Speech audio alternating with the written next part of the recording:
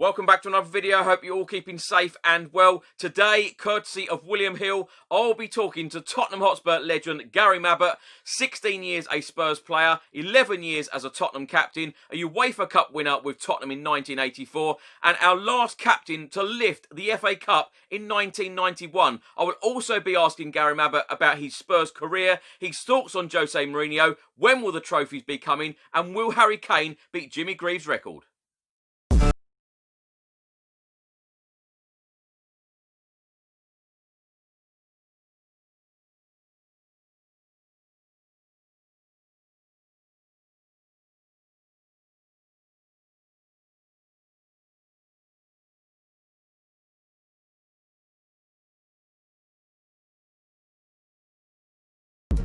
I'm absolutely delighted to welcome Tottenham Hotspur legend Gary Mabbutt to the channel. Gary, thank you very much for taking the time out today to answer these questions. Let's get straight into it. Now, Gary, you've played for Tottenham for 16 years between 1982 and 1998. How would you describe your time at Tottenham? Well, for me, Spurs has been part of my family now for the last 38 years. And when you say that, it sounds a bit strange, but it really has. I mean, throughout my playing days, I was there for 16 years.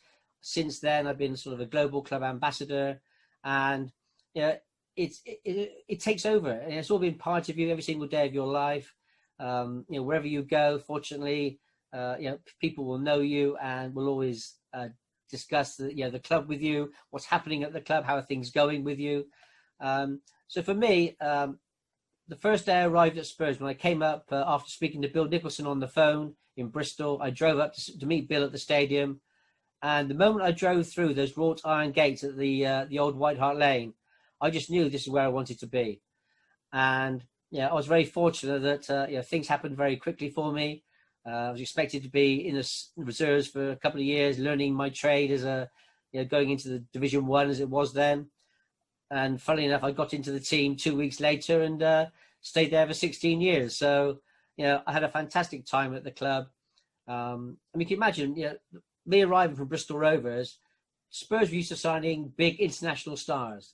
I've arrived at the training ground on my first with Bill Nicholson to meet Keith Birkinshaw. I'm not sure Keith knew who I was. I think it was just Bill that obviously had seen I was available, thought I had the potential to be a Spurs player.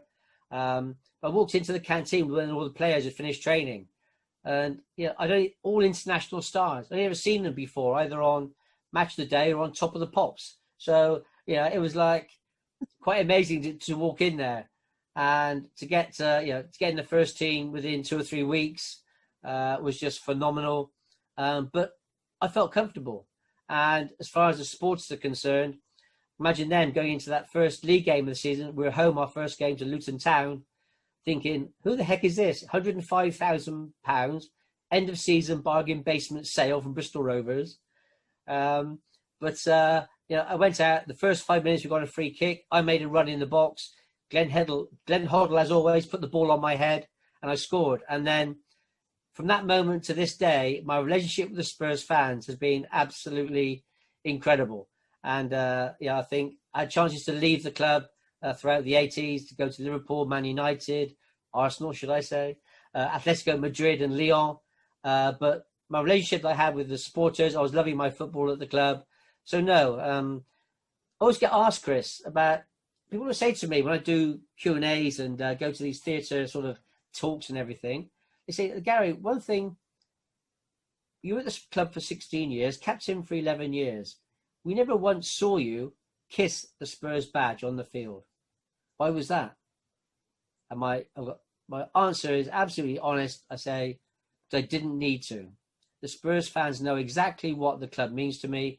Every time I pull on the shirt, they know what it means to me. Putting on the armband as captain for 11 years, I said, I didn't need to kiss my badge just to try and prove any kind of point. I said, what I do not like is players who move from one club to another, they score a goal in their first game and run to the crowd kissing the badge of that new team.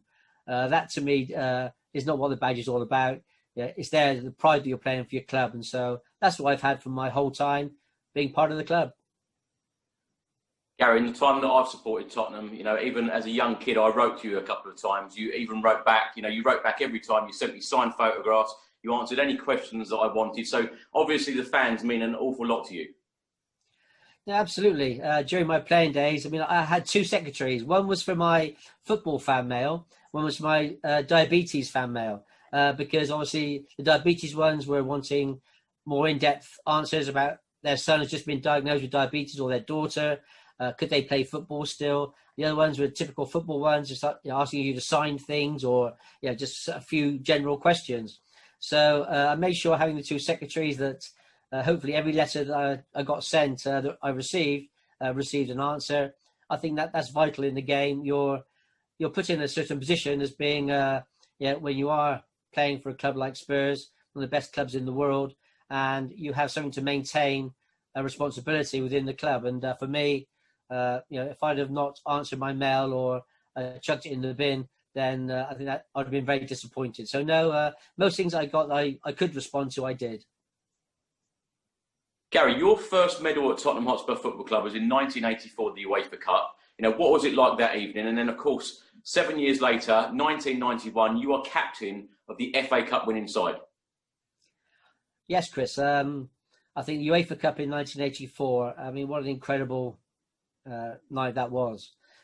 European games at White Hart Lane, they always seemed so special. We used to wear the all-white kit, and for some reason, the atmosphere created on European nights was something special. I don't understand why it was so different, but on a dark nights and cold, miserable dark nights, the fans in the stadium, the noise they made, and I've got to be honest, in that 84 final, I would say that obviously in the end we drew after the two legs, went to penalties, and up stepped Danny Thomas. We're all on the halfway line, standing together. All the fans are all behind us. We want to win this trophy in front of our own fans. And Danny walks up, and Danny was a great striker of the ball. Unfortunately, on this occasion, the ball didn't go in, and you could just see Danny put his hands on his face. He's turned to walk back to us on the halfway line, how he was feeling. And as soon as he turned, the whole stadium, every Spurs fan, all started singing. There's only one Danny Thomas, and that I think was the spark that ignited us to go on to win that trophy. The fans behind us, Danny had missed it. We could lose because of it, but the fans were still singing his name all the way back to the halfway line. And every player that stepped up after that knew that the fans had the full backing of the fans, whether they scored or not. The fans were there for them. And after we won that trophy, we're on the halfway line, as I say. And I mean, Chris, you'll know. Obviously, you see me play numerous times, and a lot of people will know that pace was not one of my main strengths, but when Tony Parks made that penalty save, you watch the video, he runs towards the west stand, straight across the pitch. And I'm one of the first players to get from the halfway line to where he's, to where he is. So, maybe I wasn't that slow. What about, talk us a little bit about the 91 Cup final. Of course, it's the last time that Tottenham won the FA Cup. Can you believe that as well? No, I mean, no, it's absolutely incredible to believe that in 1991, when I lifted the trophy, that in 2020 we still be talking about that's the last time that Spurs won the FA Cup. We were in cup finals every 2 or 3 years around that time, or a few years. We were winning. I think we won the trophy on that was the 8th occasion we won the trophy. I think we'd won it more than any other team at that time. But of course, being captain of the club, it was an incredible final. Obviously, that season, I think the Spurs fans were graced with the presence of Paul Gascoigne. His performances throughout that cup run and that season, I think that was Paul's best ever performances in football. After that, obviously, he received the injury in the final, I think, which he still went on to have a great career. But I think that season he was at the top of his game. And the semi-final against Arsenal, a very special occasion. Arsenal were going for the double. He already won the title. And obviously, we went out there, completely outplayed them, and deservedly won the game to get to the final. A lot of Spurs fans talk to me about that. They always mention the Arsenal game, and they seem to talk about that more than the Forest game in the final. But I always say, look, it was fantastic. It was amazing, but we only got to the final. If we hadn't have won the final, it would have counted for nothing as far as being the captain of the club is concerned. And of course, the final didn't start well with Paul getting injured, and the free kick that was pulled out of the way should have been a foul to us, and obviously the goal was given. Stuart Pearce free kick. Everything in that first half that could go wrong did go wrong. You know, Gazza went off, our talisman in the side, a goal that should have been disallowed. We had a goal that was disallowed that should have been a goal, a penalty save when Gary Lineker obviously took the penalty. Everything went against us. And at half-time, I think we had the best ever team talk from Terry Venables. Basically, said very little. We just turned to me and said, Gary, he said, Mabsy, if we go out and play as we've been playing, Mabsy, you'll lift the trophy. We went out second half and turned the game around. Paul Stewart equalised. And then, of course, obviously, Des Walker. I was being marked by Des Walker. With my extreme skill within the box to lose my marker, I managed to gain a couple of yards on Des.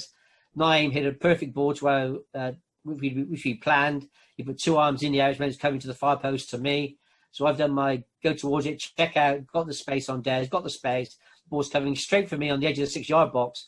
And Des, in his desperation to clear it, threw himself at the ball and rocketed the ball right into the top corner.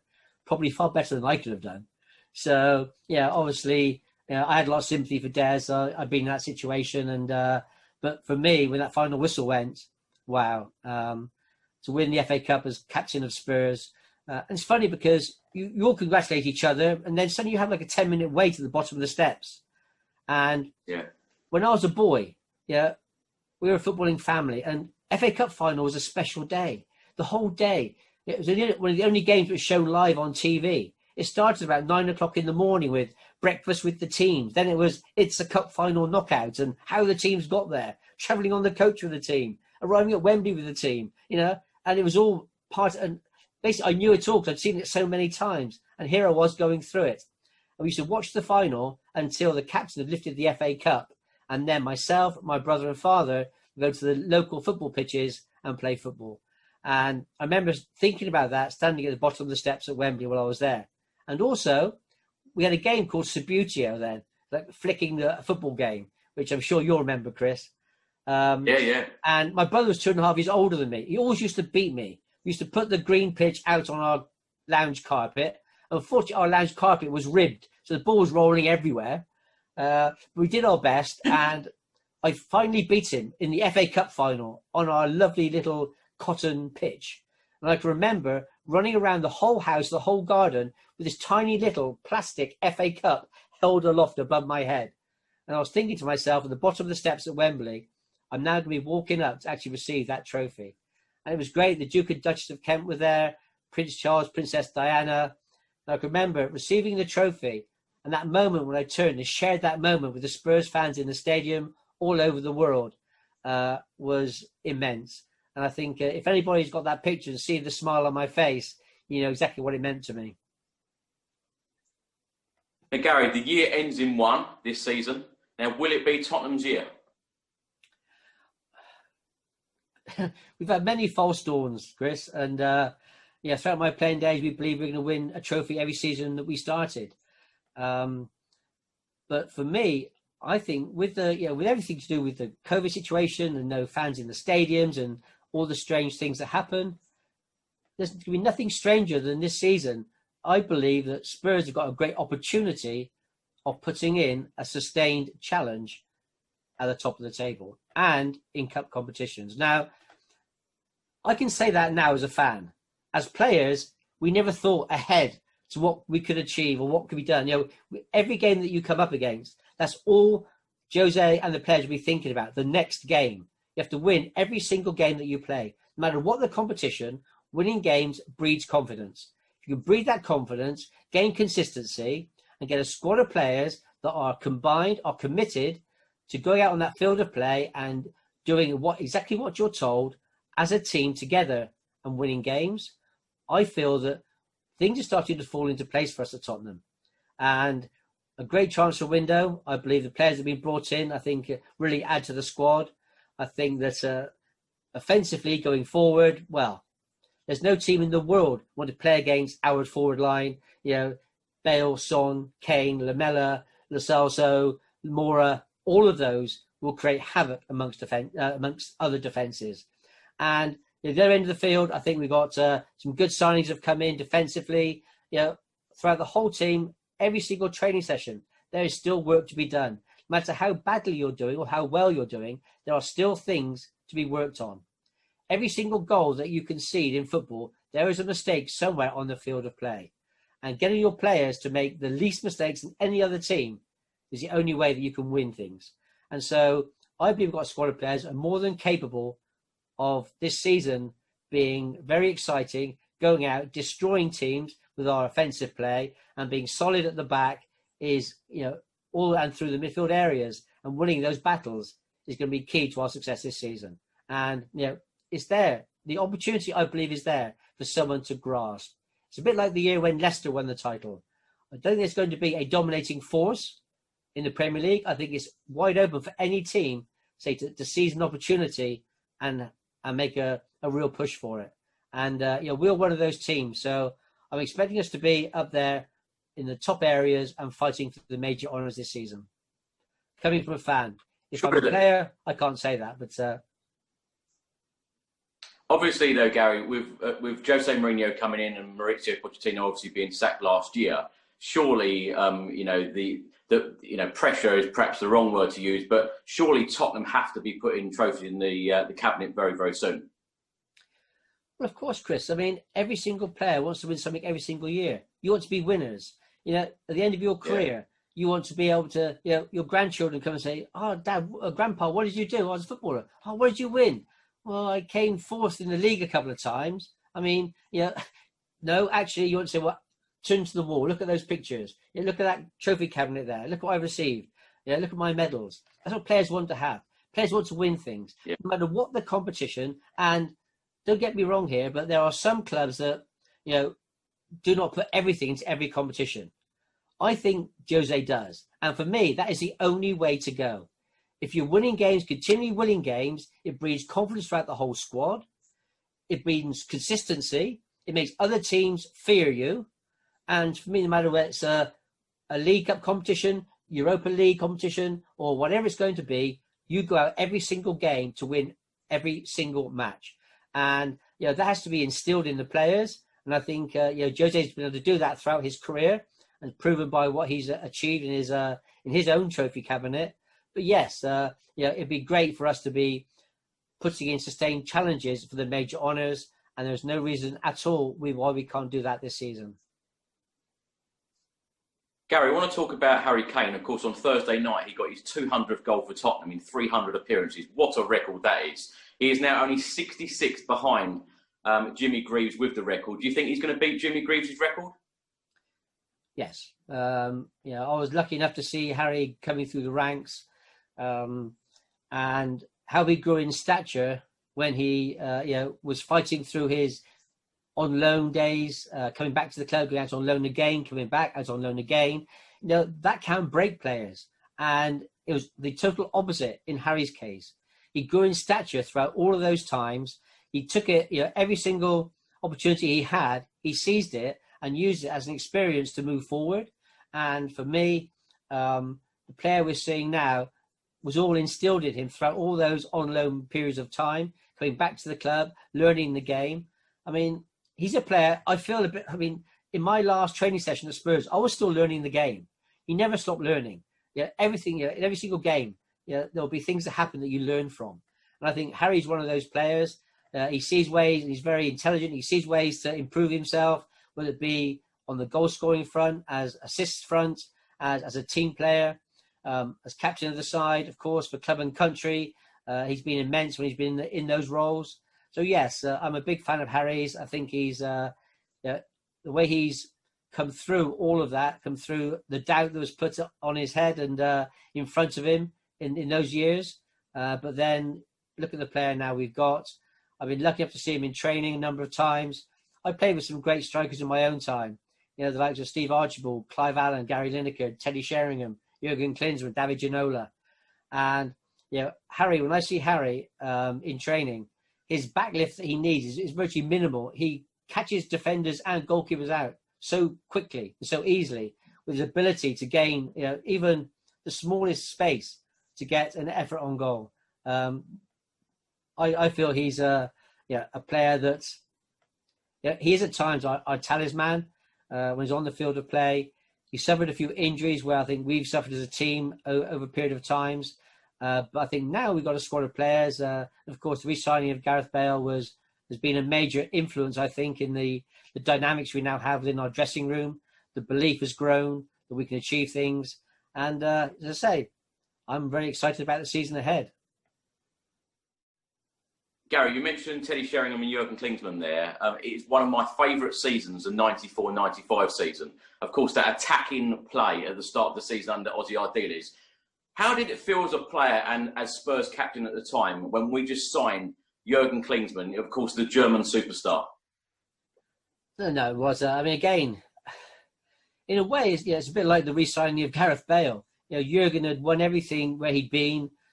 Probably at the time recognised as the top striker in the world. There was a thought of players, or maybe was he just coming to Spurs to see out his career? And Jurgen was amazing. His attitude in training, his role model for youngsters to see a striker, and the way that he conducted himself for our young players coming through. And he was a outstanding striker to play alongside. Jurgen was my partner, my room partner. So we shared together, and so we learned a lot from each other. Jurgen's probably one of my still closest friends. He now lives in America, so we keep in touch every couple of weeks. And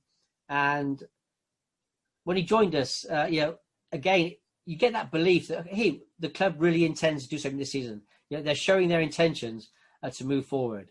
And that year, we played some absolutely phenomenal football. Obliterating teams on the field. Our passing game, the way we had Clive Allen up front, Teddy and Jurgen up front, the way that we were playing out from the back. We had, quality throughout the side, and it was just a very enjoyable time to play football. We didn't actually achieve what we were hoping we were going to achieve, but some of the football that we were playing, I think was. And that strike force that you mentioned going forward, there were not many teams that would relish playing against us in that tier. And let's say Jurgen and Teddy together were outstanding.